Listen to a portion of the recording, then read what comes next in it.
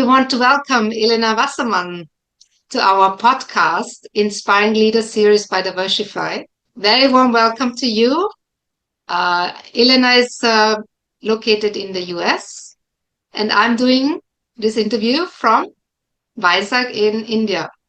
So we are already a multicultural environment here, which is also going to be part of the topic that Ilene will be holding a masterclass for the Global Leader Certification Program of Diversify on communicate to collaborate in multicultural environments. So welcome, Elena. My first question is, could you please introduce yourself briefly about your background, your passion, what makes you who you are? What a wonderful question and what a wonderful invitation for me to join you. I really do appreciate the opportunity to connect with women across the globe through Diversify. And I'll say a little bit about myself. I am in the profession of organizational development and change. And my work is focused on working with organizations and particularly leadership teams around strengthening their capacity to build cultures that are inclusive and spark the magic of people who are working on teams and coming from a lot of different backgrounds. So that is my passion. That is my passion.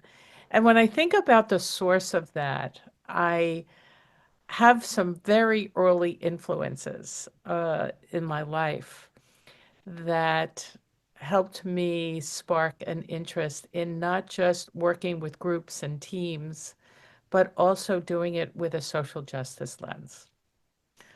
Believe it or not, I'll go back to a summer camp that I went to that was Oh, very interesting. much about people learning in groups. It was founded by a group of social workers as an experiment of developing youth leaders. And we learned group process. We learned group process in every decision we wanted to make. And that continued for me in college when I had an opportunity to lead an organization that was a human relations, kind of like, for those of you who know National Training Labs, NTL. It was very much a human relations organization that helped people in groups and trained students on campus to be better listeners.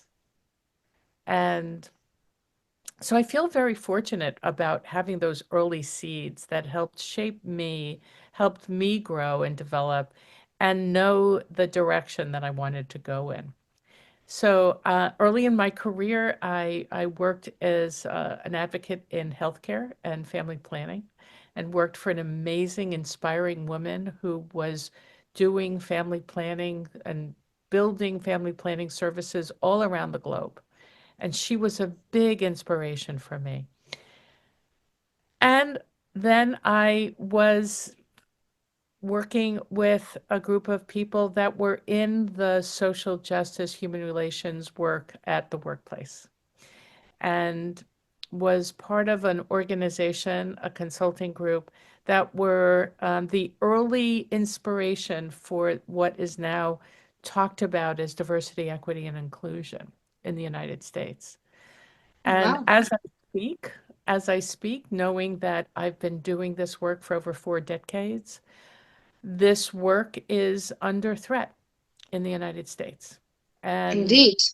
I've been doing some writing and some speaking about how the movement around fostering inclusive work cultures and developing inclusive leaders and inclusive teams has been less about the do's and the don'ts that people claim it is, and more about building relationships and capacity for collaboration, for empathy, for connecting, for strengthening skills around dealing with conflict, not the kind of necessarily edgy conflict, but when you bring people together and they have different backgrounds, you Mm, benefit best from the inviting people to tell their fullest story the way you started this off with me this day, and to bring curiosity and noticing not just what we have in common, but what are the differences that make this collaboration rich. So that's a little bit about my background. And along the way, I have had the real gift of mentors that uh, were from a lot of different backgrounds and nationalities. So just a quick follow-up on the mentors, which is also an important part of the Diversify programs. How did you find your mentors? Were they part of a program? Did you just choose your mentors? Was it part of a corporate program? How did you find your mentors? I mentioned the woman that I worked for in family planning. She was the CEO of the healthcare organization I worked for, and I was uh, coming into this work around diversity, equity, and inclusion. My mentors, I did seek those people out. I was working Mm. for a healthcare clinic, and there were some issues around um, how homogeneous our consulting group was at the time. And we were serving a very diverse population. And so I had the opportunity to meet this group of people. It was a very small group of people at the time, maybe 5 people, who were doing work around diversity and teams. And I invited them to work with us at the healthcare clinic. And before long, I was clearly saying, this is the career move I want to make. This is where I want to go. And this was in my late 20s and early 30s. So it was early in my career. And that consulting group was connected with NTL, which is an international organization. And the roots of this work and the roots of the inspiration of the professional community of NTL were very much connected to my family. The roots were in very connected to a man named Kurt Lewin, who offered a model of change. And Kurt Lewin was from Germany, and he and his family escaped on Kristallnacht when things were turning very, very quickly in Germany. And I'll sum it up by saying he saw the worst of group process and group think and group behavior. Yes, yes. And he inspired us to all think about what's the best. There's so much more I could say about him and his influence on me, but I think that sums it up. Wonderful. And Thank my you for sharing. family, yeah, because my family, my grandparents were all immigrants that came to this country, escaping oppression in other countries. Thank you for sharing that. I guess that was also one of the most important factors in your career success. So, what are maybe other factors that made you succeed? Mm.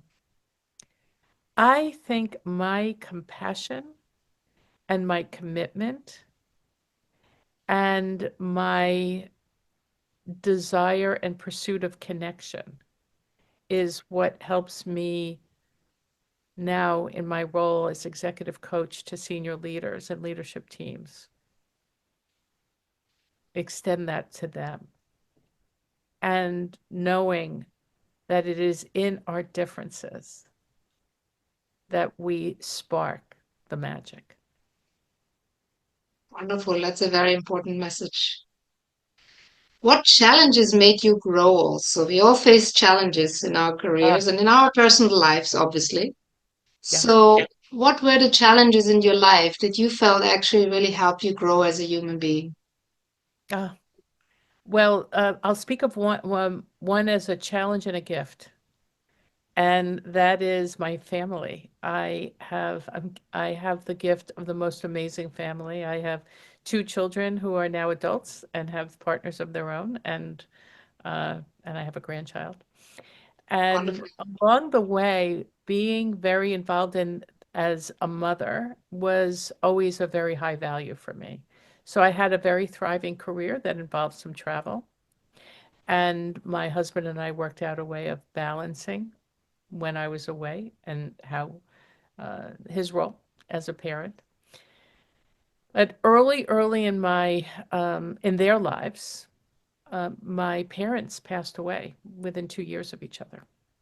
Oh, And so there I was adding caretaking in their last years, just a couple of years because it was very quick. And at the same time, I right after that, I was pursuing my doctorate while working full time and being the primary breadwinner. So when I look back on that time, I think, how is it possible? How is it even possible that I was able to do all of that?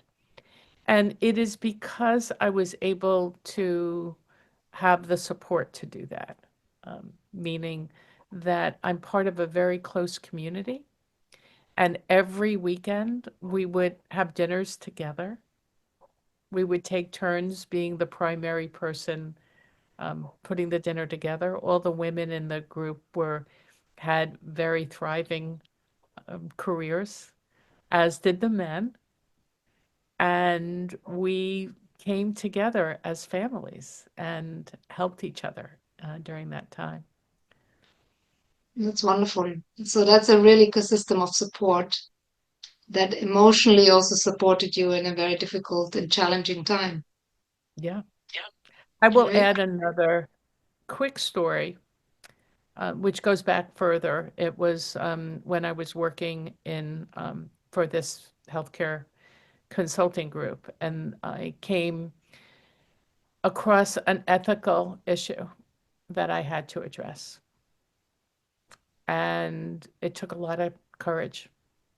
And again, when I think back on that, there was a woman who was part of the exposure of this issue. She was an attorney, a healthcare attorney, who was very consequential. She was probably 20 years my senior. And to me, this was shocking. And I had some innocence about it. And she was such an amazing support through it. And that's the intergenerational connection that women provide for each other, the wisdom that we have and we grow with. Wonderful. I mean, it's so interesting to see that your D&I background, as well as you're striving to include multicultural environments, which is also something that you will be talking about in the upcoming masterclass that you will be holding for the Global Leader Certification Program of Diversify. It's going to be called Communicate to Collaborate in Multicultural Environments. And my last question is, what would you like to be the message in this masterclass that people take away? Because is masterclasses are almost 2 hours long with us. So there's always a major point that you want to convey. What is that message that you want to for people to take away? I love that question, and I'd like to extend it a little bit as Please. not just what is the lesson, but also what is the experience. Because Yes. as somebody who is a consultant, an executive coach, and also I've been on faculty for graduate programs in this area. It's very important to me to create an experience of the lesson. And that is going to be an integral part of the master class. And the experience I hope people come away with is recognizing that connecting, collaborating, and coordinating in relationship, in partnerships, and in teams is a continuous process. That I can feel like right now you and I are connected and we're dancing well together. And there may then suddenly be a bump where all of a sudden we each feel like, ooh, what just happened? And how do we recover from that in a way that deepens the richness of our collaboration? Because bumps along the way are inevitable. Mm. It's the attention and the commitment to stay in coordination and collaboration that is essential. I will be sharing some tips and guidance around that. People will have an opportunity to practice with a real life example. And my hope is that that lesson and those skills that we build, even in 2 hours, will stay with people. Wonderful. Thank you so much, Elena.